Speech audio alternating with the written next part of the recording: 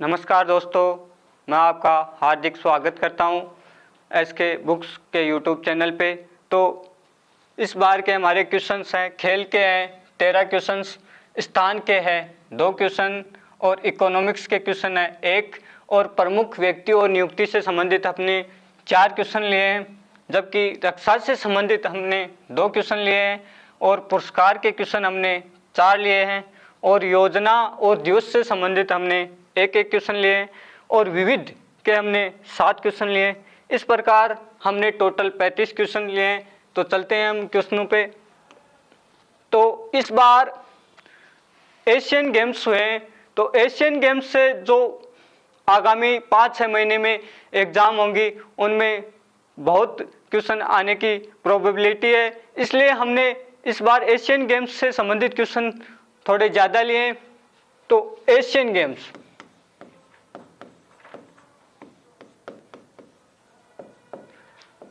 2023 ये 19वें क्रम के एशियन गेम्स हैं, जिनका आयोजन हांगझोउ शहर में हो रहा है, चाइना के।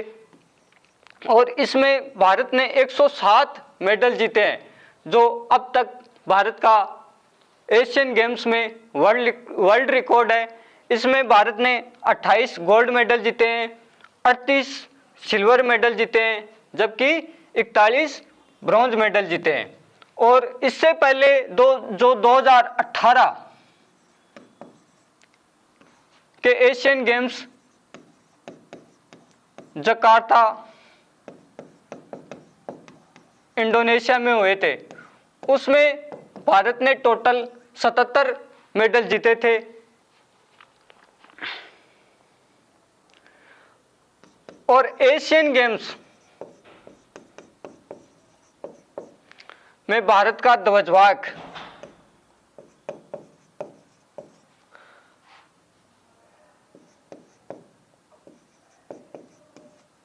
उद्घाटन के समय हरमनप्रीत कौर और लवलीना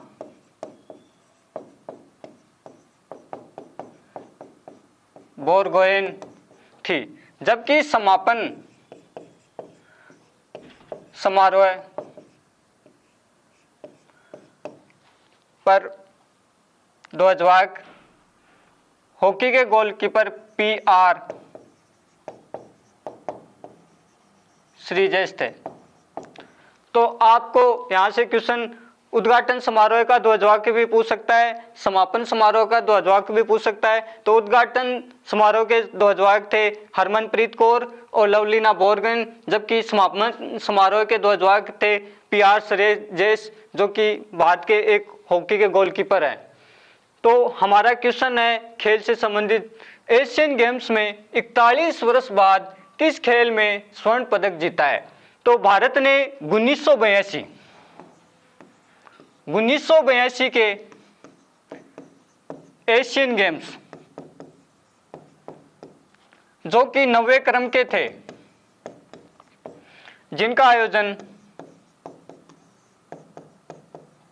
नई दिल्ली में हुआ था, इसमें घुड़सवारी में भारत ने गोल्ड मेडल जीता था। इसके बाद में 41 वर्ष बाद में भारत ने इस बार 2023 के 19वें एशियन गेम्स में गोल्ड मेडल जीता है। तो इसका करेक्ट आंसर होगा C। और इस टीम में कौन कौन शामिल था? दिव्य कीर्ति सिंह, सुदीप्ति हजेला और हृदय और अनुष अग्रवाल शामिल थे। ये पिक्चर है घुड़सवारी टीम की। अब हम नेक्स्ट क्वेश्चन पे चलते हैं। नेक्स्ट क्वेश्चन है 19वें एशियाई गेम्स में अदिति अशोक ने गोल्फ में कौन सा पदक जीता है?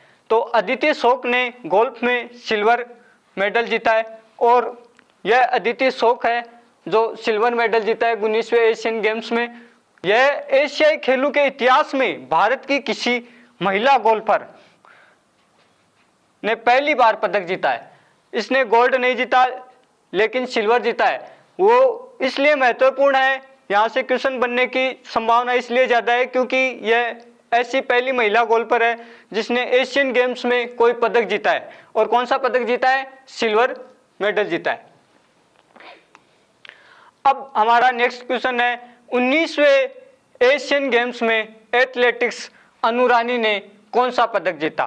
तो ये एथलेटिक्स अनु रानी है जिसका गेम है ज्वेलिन थ्रो। इसने गोल्ड मेडल जीता है। तो इसका करेक्ट आंसर है सी।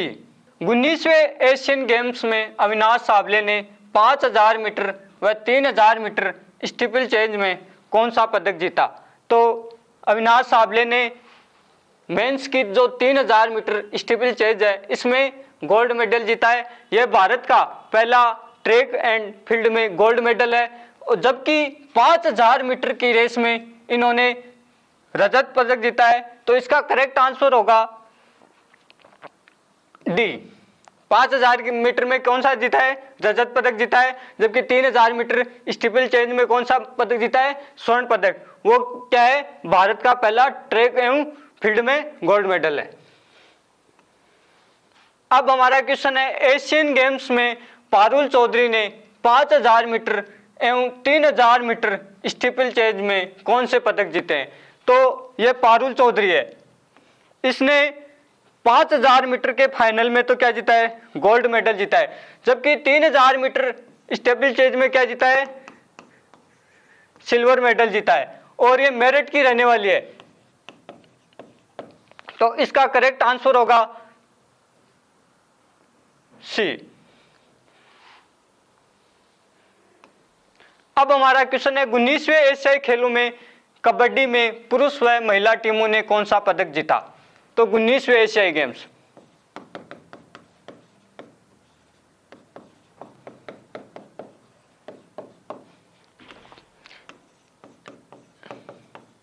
इसमें जो कबड्डी की पुरुष व महिला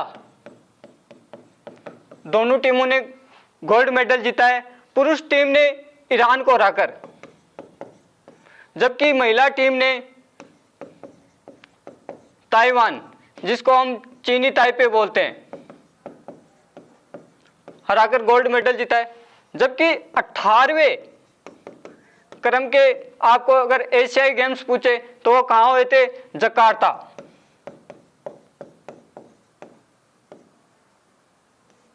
इंडोनेशिया में हुए थे। जबकि आगामी 20वें क्रम के एशियन गेम्स कहाँ होंगे? नगोया और आइची प्रांत, जापान। 18वें क्रम के जकार्ता इंडोनेशिया में हुए थे। जबकि 19वें क्रम के हांगझाऊ चीन में हुए। और 20वें क्रम के नेक्स्ट जो 20वें क्रम के एशियन गेम्स होंगे वे होंगे जापान के नगोया और आइची प्रांत में होंगे। तो इसका करेक्ट आंसर है सी। दोनों टीमों में हमने गोल्ड मेडल जीता है। यह हमारी मेंस की कबड्डी टीम है और यह हमारी वुमेन्स की कबड्डी टीम है। अब हमारा क्वेश्चन है 19वें एशियाई खेलों में क्रिकेट पुरुष व महिला टीमों ने कौन सा पदक जीता? तो इसका करेक्ट आंसर है स्वर्ण पदक। पुरुष टीम भारत अफगानिस्तान टीम में फाइनल मुकाबला जो वर्षा होने के कारण रद्द हो गया था, भारत को शीर्ष रैंकिंग के कारण स्वर्ण पदक दिया गया। और महिला टीम ने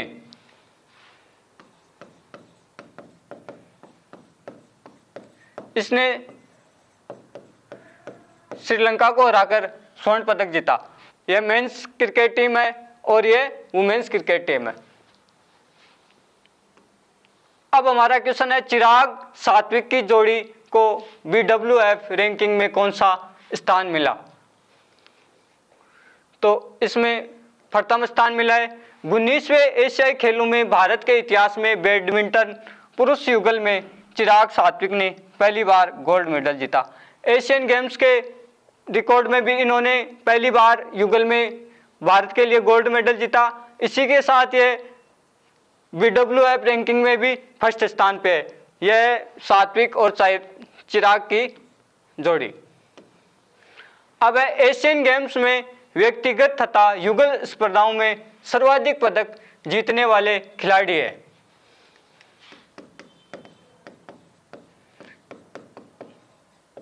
एशियन गेम्स, इसका ध्येय वाक्य, अब कई बार क्या करता है एग्जामिनर ध्येय वाक्य भी पूछ लेता है, तो इसका ध्येय वाक्य है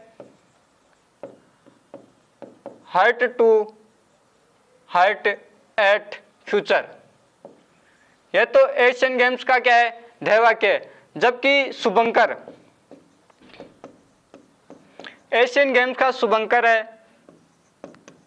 चेन चेन कॉन्ग कॉन्ग और लियान लियन। तो आपको इसमें ध्यान रखना है कि एशियन गेम्स का ध्येय वाक्य क्या है, heart to heart at future, जबकि शुभंकर है Chenchen Congcong Lianlian. और इसमें सर्वाधिक 4 मेडल शूटिंग की खिलाड़ी है ईशा सिंह, इसने जीते हैं, तो इसका करेक्ट आंसर होगा बी। जबकि हरलीन बेंस, इसने 2 मेडल जीते हैं और रेसिंग में जीते हैं। जबकि पलक गुलिया और सरबजोत, ये भी हमारे शूटिंग के खिलाड़ी हैं, इन्होंने भी 2-2 मेडल जीते हैं। अब हमारा क्वेश्चन है, हाल ही में विश्व कप इतिहास में सर्वाधिक शतकों का सचिन तेंदुलकर का रिकॉर्ड किस खिलाड़ी ने तोड़ा? तो इसका करेक्ट आंसर है रोहित शर्मा।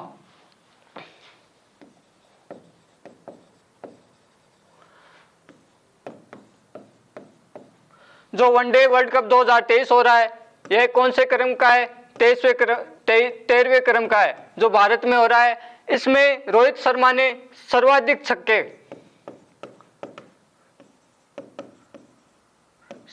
छक्कों का रिकॉर्ड भी बनाया है। इसके अलावा सर्वाधिक जो शतकों का रिकॉर्ड था सचिन तेंदुलकर का, उसको तोड़ते हुए सर्वाधिक शतकों का रिकॉर्ड भी किसके नाम हो गया है? रोहित शर्मा के। और वर्ल्ड कप का ग्लोबल एम्बेसडर, यह भी किसको नियुक्त किया गया है? सचिन तेंदुलकर को नियुक्त किया गया है। जबकि डेविड वार्नर, यह वनडे वर्ल्ड कप में सबसे तेज 1000 रन कंप्लीट करने वाले खिलाड़ी बन गए हैं। अब हमारा क्वेश्चन है, इटली की फिडे वर्ल्ड जूनियर रैपिड शतरंज चैंपियनशिप 2023 के ओपन वर्ग में विजेता कौन रहा है? तो इसका करेक्ट आंसर है रौनक साधवानी। जूनियर रैपिड शतरंज चैंपियनशिप, तो इसका होस्ट इटली कर रहा है। इसमें पदक रौनक साधवानी ने जीता है, जो कि महाराष्ट्र के है। जबकि विश्वनाथ आनंद, यह भी शतरंज के खिलाड़ी है, जो फिडे के उपाध्यक्ष है वर्तमान में। अब हमारा क्वेश्चन है, अंतर्राष्ट्रीय ओलंपिक समिति ने वर्ष 2028 लॉस एंजिल्स ओलंपिक खेलों में किस खेल को शामिल करने की घोषणा की है? इंटरनेशनल ओलंपिक समिति, इसकी स्थापना 23 जून 1894 को हुई और इसका मुख्यालय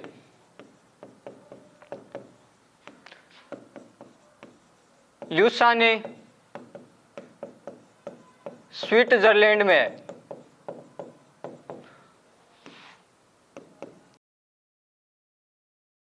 क्रम की बैठक मुंबई में हुई है और इस बैठक में आईओसी के अध्यक्ष थॉमस बाक हिस्सा लिया। जबकि भारतीय ओलंपिक संघ की स्थापना 1927 में हुई थी, जिसका मुख्यालय नई दिल्ली है और इसके अध्यक्ष वर्तमान में पीटी उषा है, जिसको पयोली एक्सप्रेस भी बोलते हैं।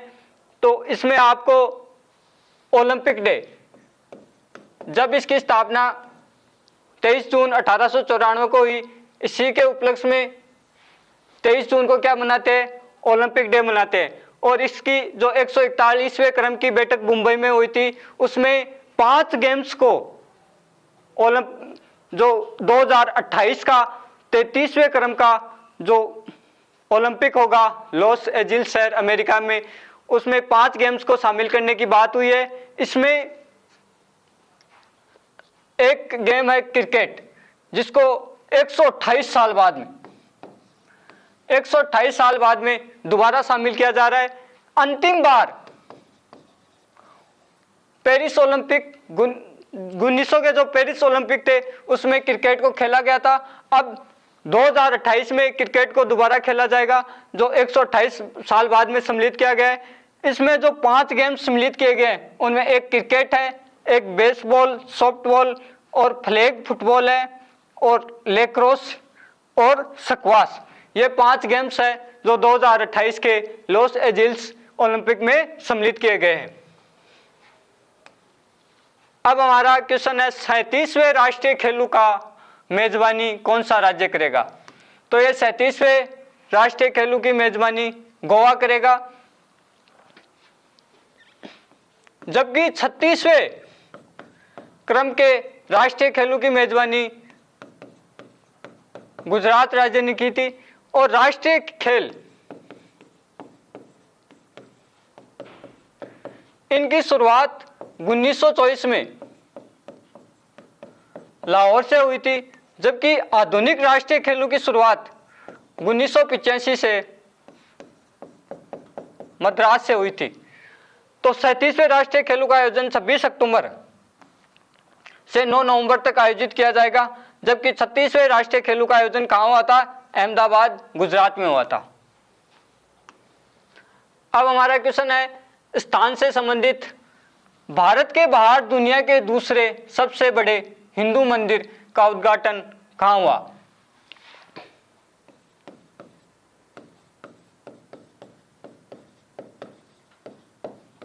दुनिया के बाहर दूसरे सबसे बड़े हिंदू मंदिर का उद्घाटन न्यू जर्सी, यह यूएसए का न्यू जर्सी शहर है, वहां हुआ है। तो इसका करेक्ट आंसर होगा यूएसए।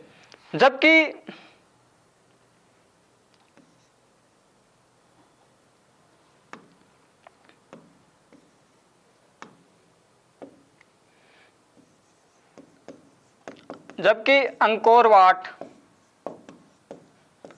विष्णु मंदिर, जो कि नोम पेने कंबोडिया में स्थित है, यह विश्व का सबसे बड़ा हिंदू मंदिर है, जिसका निर्माण सूर्यवर्मन सेकंड द्वारा करवाया गया था। अब हमारा क्वेश्चन है, हाल ही में 9वां P20 सम्मेलन कहाँ आयोजित हुआ है।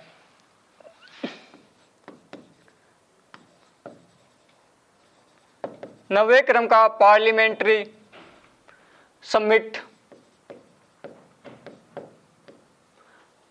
यह नई दिल्ली यशोभूमि में हुआ है। तो इसका करेक्ट आंसर होगा यशोभूमि।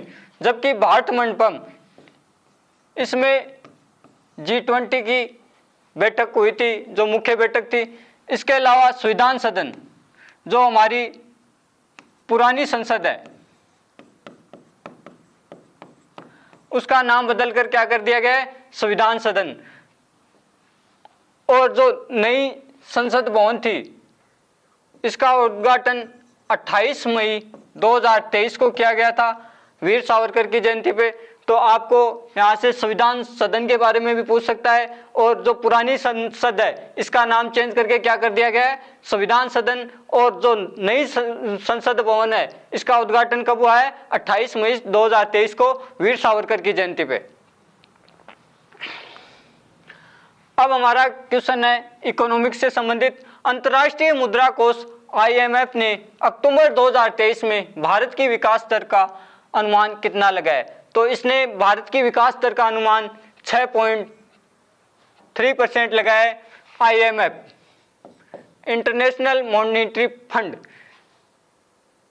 इसकी स्थापना जुलाई 1945 में वाशिंगटन डीसी में हुई थी और इसके वर्तमान प्रमुख क्रिस्टलिना जॉर्जिवा है और इसमें वर्तमान में 190 देश सम्मिलित है और 190वें क्रम का नवीनतम देश जो IMF में सम्मिलित हुआ है उस देश का नाम है एंडोरा। तो कई बार आपको जो भाई इंटरनेशनल मॉनेटरी फंड है इसका नवीनतम मेंबर देश कौन है, तो इसका करेक्ट आंसर क्या होगा, एंडोरा। अब प्रमुख व्यक्ति और नियुक्ति से संबंधित क्वेश्चन है, JNU ने डॉक्टरेट की मानद उपाधि से किस देश की राष्ट्रपति को सम्मानित किया है? तो JNU ने तंजानिया की जो राष्ट्रपति है उसको मानद उपाधि से सम्मानित किया है। तंजानिया की राष्ट्रपति सामिया सुलह हसन को उपाधि प्रदान की गई है। अब भारत हेवी इलेक्ट्रिकल्स लिमिटेड का निदेशक किसे नियुक्त किया गया है? भेल, भारत हेवी इलेक्ट्रिकल्स लिमिटेड, इसकी स्थापना 1964 में हुई थी। इसका अध्यक्ष या प्रमुख बानी वर्मा को नियुक्त किया गया है, जबकि मनीष देसाई यह PIB के प्रमुख है। रजनीश यह मास्टर कार्ड के प्रमुख CEO है, जबकि प्रवीण सूद यह CBI के डायरेक्टर हैं। और वर्तमान में भारत के keg controller and auditor general कौन है? गिरीश चंद्र मुर्मू, जबकि CGA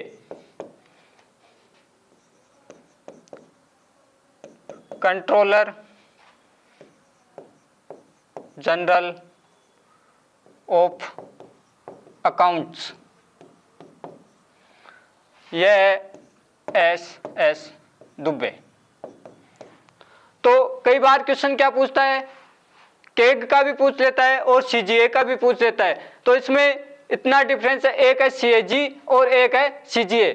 तो कंट्रोलर एंड ऑडिटर जनरल तो कौन है? गिरीश चंद्र मुर्मू, जबकि कंट्रोलर जनरल ऑफ अकाउंट्स ये कौन है? SS दुबे। हाल ही में किस भारतीय खिलाड़ी को लॉरियस स्पोर्ट्स ने अपना ब्रांड एम्बेसडर बनाया है? लॉरियस स्पोर्ट्स, इसने अब तक 2 भारतीयों को अपना ब्रांड एम्बेसडर नियुक्त किया है। पहले भारतीय थे युवराज सिंह और अभी नीरज चोपड़ा अपना ब्रांड एम्बेसडर बनाया है। तो इसका खास तौर से ध्यान रखना। अब जो वर्ल्ड एथलेटिक्स चैंपियनशिप 2023 हुई थी, इसमें नीरज चोपड़ा ने कौन सा मेडल जीता था? गोल्ड मेडल जीता था। जबकि एशियन गेम्स 2023 इसमें भी गोल्ड मेडल जीता है 88.88 मीटर भाला फेंकर। और world athlete of the year 2022 यह भी किसको चुना गया था? नीरज चोपड़ा को चुना गया था। हमारा क्वेश्चन है, हाल ही में लॉन्च पुस्तक the book of life my dance with Buddha for success के लेखक हैं। तो इसका करेक्ट आंसर है विवेक अग्निहोत्री। विवेक अग्निहोत्री एक फिल्म डायरेक्टर हैं जिन्होंने एक बहुचर्चित फिल्म कश्मीर फाइल्स का भी निर्देशन किया था। इसके अलावा हमारा ऑप्शन है रूपा पब्लिकेशन।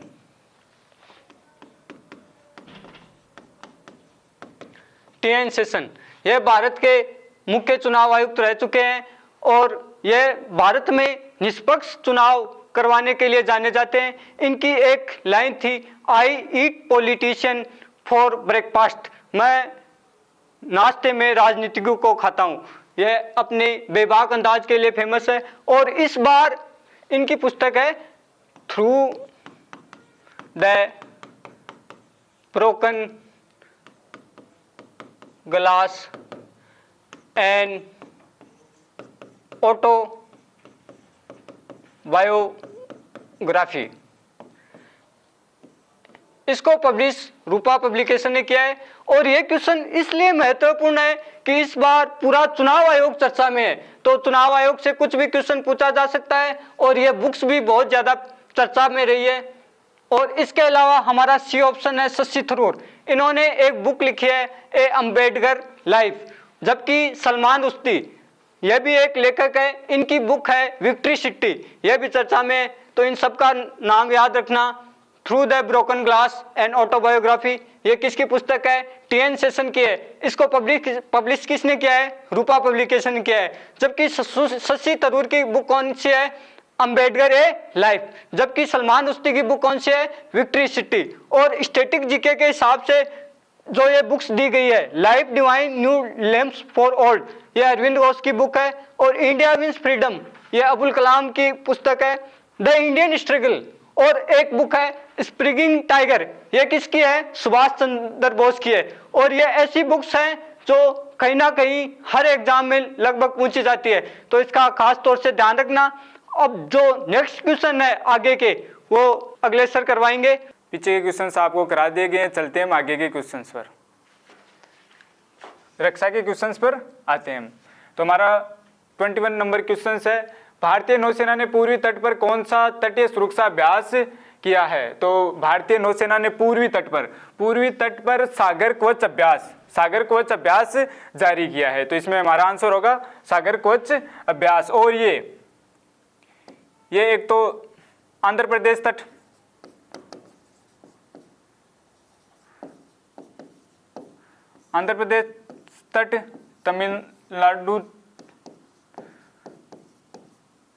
तमिलनाडु तट और पुदुचेरी यहां पर ये अभ्यास किया गया है।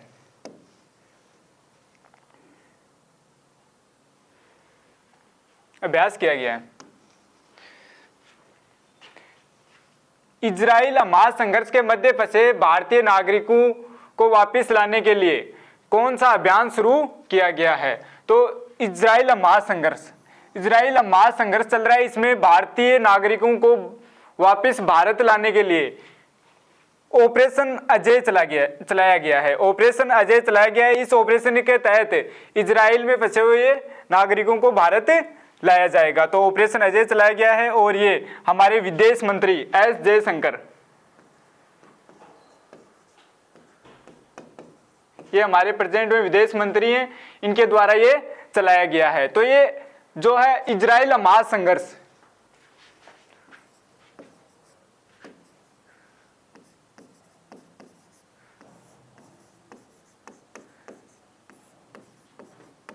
ये इजराइल हमास संघर्ष क्या है?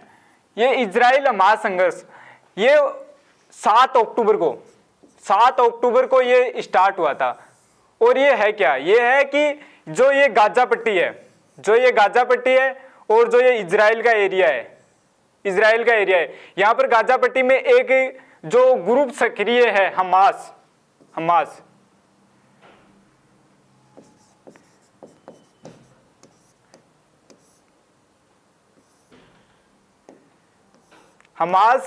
संगठन है, ये इजराइल पर अटैक करता है। ये अटैक करता है 7 अक्टूबर को इजराइल पर अटैक करता है। और ये अटैक करने का मुख्य रीजन क्या है? क्योंकि यहाँ पर जो जेरूसलम है, यहाँ पर तीन धर्मों के लोग, एक तो मुस्लिम, एक यहूदी और एक ईसाई, इन तीन धर्मों का जो धार्मिक स्थल है, यहाँ पर 3 धर्मों के यहाँ पर धार्मिक स्थल है जेरूसलम। तो यहाँ पर जो मुस्लिम तो बताते हैं कि ये हमारा स्थान है, और यहूदी बताते हैं कि ये हमारा धार्मिक स्थान है। और ये भी हमारा, ये हमारा बताते हैं कि ईसाई बताते हैं कि हमारा धार्मिक स्थान है, जबकि यहाँ तीनों के धार्मिक स्थल मौजूद है। मुस्लिमों की तो है अल अक्सा मस्जिद,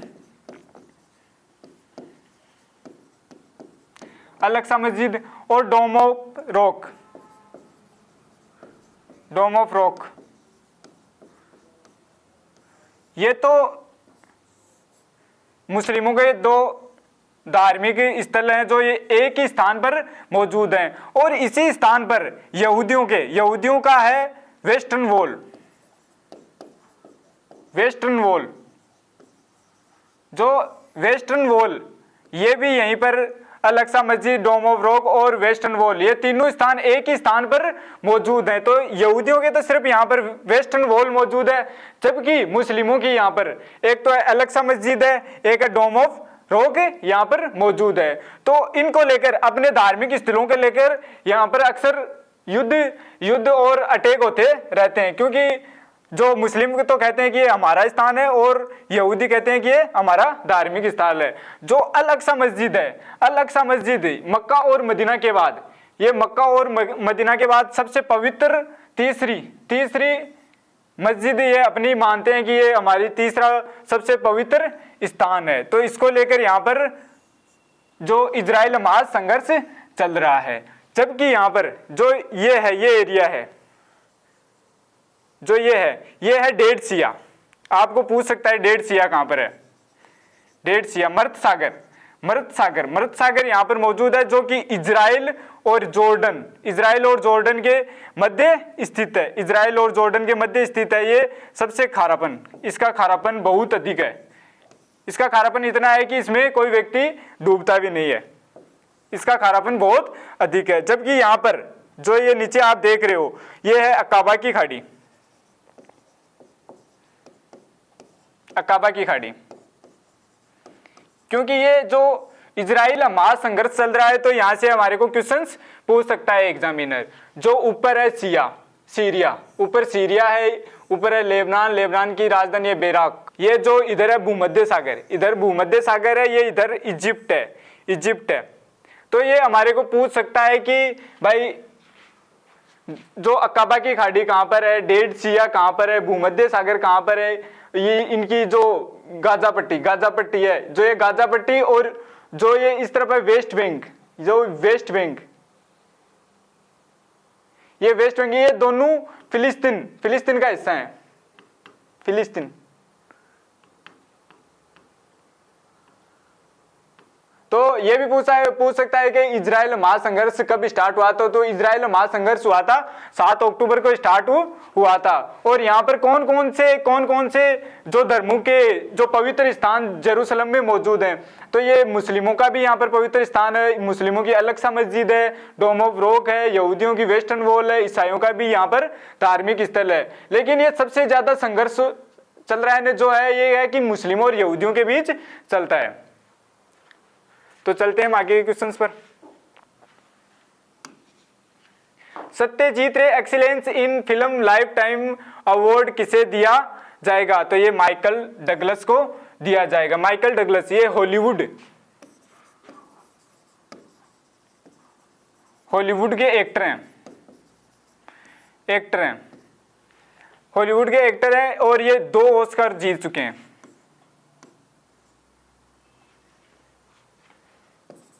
2 ऑस्कर जीत चुके हैं और इनको माइकल डगलस को दिया जाएगा। जबकि नरगिस मोहम्मदी को शांति का नोबेल पुरस्कार दिया गया था।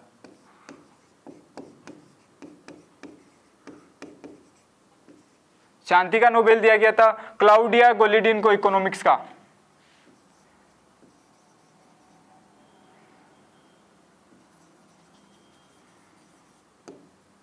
और इनको जॉन फॉस्से को साहित्य का नोबेल पुरस्कार दिया गया था।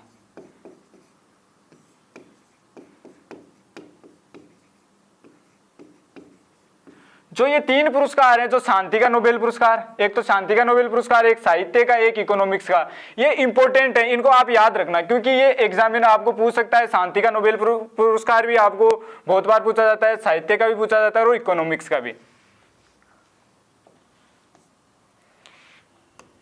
आगे का क्वेश्चन आते हैं। प्रेसिडेंट कलर सम्मान किस बटालियन को मिला है? तो प्रेसिडेंट कलर सम्मान किस बटालियन को मिला है? तो ये नागा बटालियन, 3 नागा बटालियन को, 3 नागा बटालियन को दिया गया है। और नागा रेजिमेंट की 3री बटालियन की स्थापना 1 अक्टूबर 2009 को हल्द्वानी के, जो हल्द्वानी उत्तराखंड में की गई थी, उत्तराखंड में की गई थी। हाल ही में सरस्वती सम्मान कृति सूर्यवंशम के लिए किसे प्रदत्त किया गया है? तो ये शिवशंकरी ये तमिल लेखिका हैं।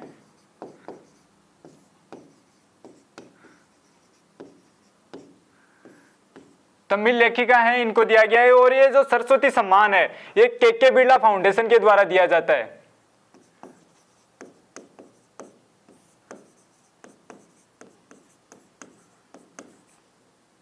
के बिरला फाउंडेशन के द्वारा दिया जाता है। और ये इसकी शुरुआत कब हुई थी? शुरुआत हुई थी 1991 में इसकी शुरुआत हुई थी। और फर्स्ट किसे दिया गया था? हरिवंश राय बच्चन को दिया गया था। उनकी कृति थी मधुबाला के लिए फर्स्ट दिया गया था। और ये कितनी भाषाओं में दिया जाता है? ये 22 भाषाओं में दिया जाता है। जो 8वीं अनुसूची में उल्लेखित 22 भाषाएं हैं ना, इसमें दिया जाता है। और ये इसकी राशि कितनी है? इसकी राशि भी कभी कभी पूछ लेता है। इसकी राशि है 15 लाख राशि दी जाती है इसमें।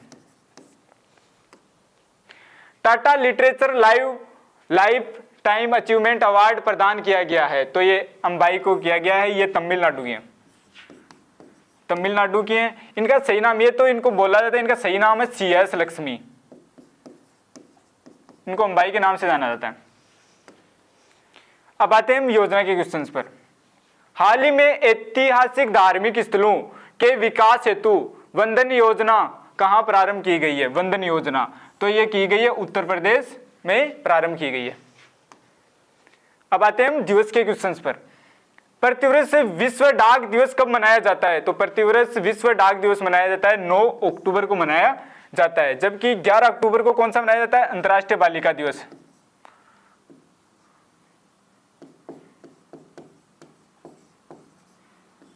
अंतर्राष्ट्रीय बालिका दिवस।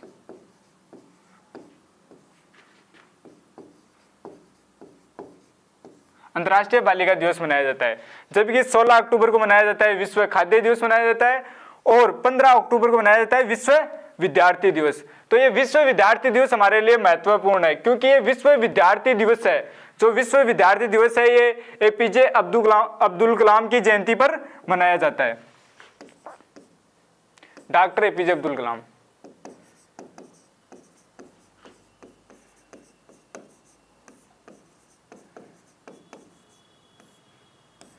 इनका जन्म हुआ था 15 अक्टूबर 1931 को रामेश्वरम में। रामेश्वरम तमिलनाडु में हुआ था। तमिलनाडु में इनका जन्म हुआ था। और ये इनकी मृत्यु कब हुई थी? 2015 में। 2015 शिलोंग में हुई थी। ये पढ़ा रहे थे तब इनकी मृत्यु हुई थी। और ये भारत के 11वें राष्ट्रपति थे। भारत के 11वें राष्ट्रपति थे। और इनको 1997 में भारत रत्न, भारत के सर्वश्रेष्ठ पुरस्कार भारत रत्न से सम्मानित किया गया था। इसलिए हमारे लिए इंपॉर्टेंट है, क्योंकि इनका अभी जो 92वीं जयंती मनाई गई है,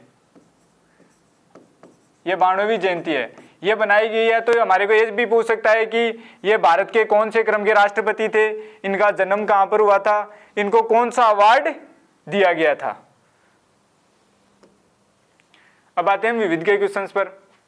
हाल ही में नवरत्न कंपनी का दर्जा किसे मिला है? तो ये 2 कंपनियों को मिला है, एक तो राइट्स और एक इरकॉन को। तो हमारा इसमें आंसर होगा ऑप्शन डी, A और B। किस राज्य ने रोजगार प्रयाग पोर्टल लॉन्च किया है? तो उत्तराखंड राज्य ने रोजगार प्रयाग पोर्टल लॉन्च किया है। उत्तराखंड के मुख्यमंत्री पुष्कर धामी ने देहरादून के परेड ग्राउंड में आयोजित उत्तराखंड युवा महोत्सव कार्यक्रम में रोजगार प्रयाग पोर्टल लॉन्च किया गया था। इसमें रोजगार से संबंधित जानकारियां दी जाएगी।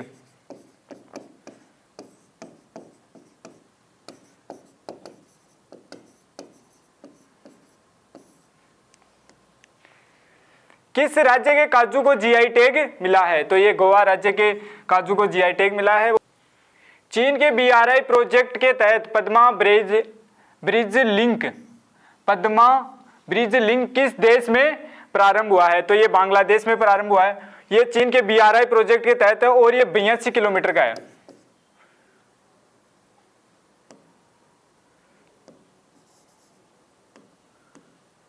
किलोमीटर लंबा है और ये ढाका को जसोर से जोड़ेगा। न्यायिक सेवाओं में ईडब्ल्यूएस के लिए 10% आरक्षण। न्यायिक सेवाओं के लिए ईडब्ल्यूएस के लिए 10% आरक्षण की घोषणा किस राज्य ने की है? तो ये बिहार राज्य ने की है, क्योंकि बिहार में अभी जातिगत जनगणना के परिणाम आए हैं, क्योंकि यहाँ पर जातिगत जनगणना की गई थी। इसके आधार पर न्यायिक सेवाओं में सिर्फ न्यायिक सेवाओं में 10% आरक्षण दिया गया है। जो कॉलेज और यूनिवर्सिटी नहीं होते कि लॉ की, उनमें दिया जाएगा 10% आरक्षण दिया जाएगा, और ये सिर्फ न्यायिक सेवाओं में ही दिया जाएगा। छत्रपति शिवाजी महाराज के मध्ययुगीन हथियार वाघनख को भारत लाने के लिए किस देश से समझौता किया गया है? तो ये ब्रिटेन से समझौता किया गया है, और ये महाराष्ट्र की सांस्कृतिक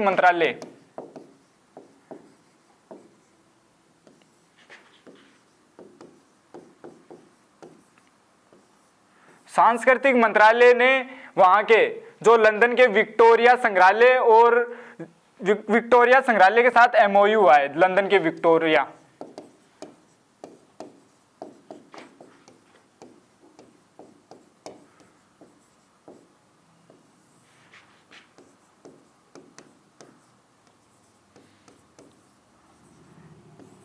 के साथ समझौता एमओयू हुआ है। एमओयू हुआ है कि ये जो छत्रपति शिवाजी महाराज का मध्ययुगीन जो हथियार था वाघनख, इसके लिए एमओयू हुआ है। महाराष्ट्र के संस्कृति मंत्रालय और लंदन के विक्टोरिया संग्रहालय के मध्य ये समझौता किया गया है, और इन वाघनख को भारत लाया जाएगा। हाल ही में वैश्विक भुखमरी सूचकांक 2023 में भारत को कौन सा स्थान मिला है? तो इसमें भारत को 121वां स्थान प्राप्त हुआ है, और इसमें 125 देशों को शामिल किया गया था, और इसमें फर्स्ट पर है बेलारूस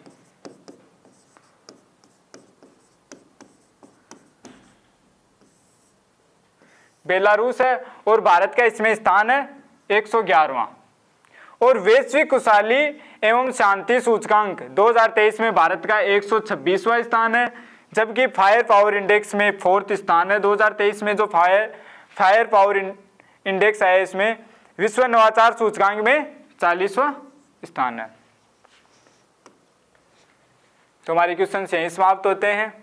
इन क्वेश्चंस की पीडीएफ के लिए नीचे डिस्क्रिप्शन बॉक्स में लिंक दिया गया है, वहां से आप डाउनलोड कर सकते हो और इनको पढ़ सकते हो। वीडियो अच्छी लगी तो लाइक करें, कमेंट सेक्शन में कमेंट करके बताएं, और अपने दोस्तों के साथ शेयर करना ना भूलें। Thank you.